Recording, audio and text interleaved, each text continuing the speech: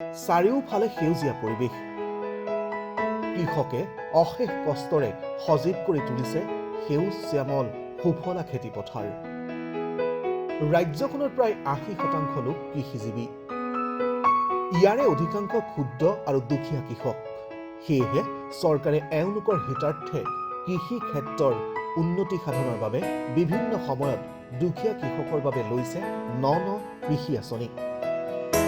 2015 চনৰ 2 জুলাই তাৰিখে দেশৰ প্ৰধানমন্ত্ৰী নৰেন্দ্ৰ মোদীয়ে শুভাৰম্ভ কৰিছিল কৃষি সিঞ্চন যোজনা আঁচনি। তাৰ সমান্তৰালভাৱে প্ৰধানমন্ত্ৰী ফচল বীমা যোজনা, মুখ্যমন্ত্ৰী কৃষি সা সঁজুলি যোজনা আঁচনি, কৃষি লোন বীমা যোজনা ইত্যাদি। পিছে ইমানলৈকে ঠিকে আছিল, কিন্তু প্ৰকৃততে কৃষকে লাভ কৰিছেনে এই আঁচনিৰ সুবিধা?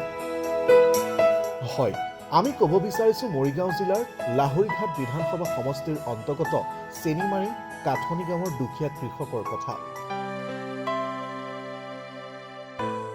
এইসকল দুখীয়া কৃষকে বহু কষ্টৰে নিজৰ গাঁঠিৰ ধন খৰচ কৰি বিঘাই বিঘাই গোমধান, ফুলকবি, জলকীয়া, সৰিয়হ আদি খেতি কৰিছে যদিও এইসমূহ উৎপাদিত শস্যৰ উপযুক্ত মূল্য নাপায় বজাৰত, যাৰ ফলত মূৰে কপালে হাত দিব লগা হৈছে এইসকল দুখীয়া কৃষকে।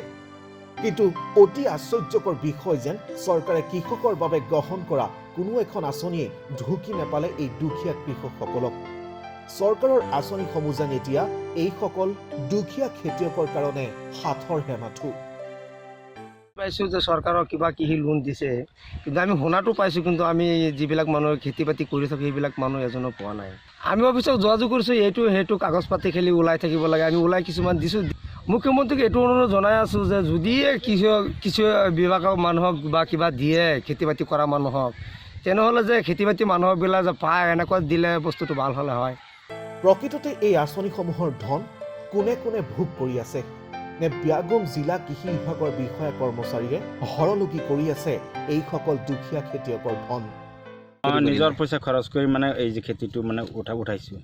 অসুবিধা মানে এই যে পইচা এতিয়া নাই, এতিয়া মানে যে সাৰৰ প্ৰব্লেম আছে, মানে ঔষধ দিব লাগে, এইবিলাক মানে প্ৰব্লেম হৈ আছে। মানে এতিয়াতো মোৰ হাতত মানে পইচা কৰি নাই, মানে লোকৰ পৰা মানে ধাৰ কৰি আনি পেলাই মানে এই যে আকৌ মানে খেতিটো মানে হেৰি কৰিব লাগিব। খেতিয়কৰ কাৰণে যিসমূহ লোন দিয়া হৈছিলে আপোনালোকে লাভ কৰিছেনে? নাই, আমি পোৱা নাই। আপোনালোকৰ কোনখন জিপি? এইটো আমাৰ মানে কাঠনি জিপি। লাহৰীঘাটৰ পৰা আমিৰুল ইছলামৰ ৰিপৰ্ট, নৰ্থ ইষ্ট 7।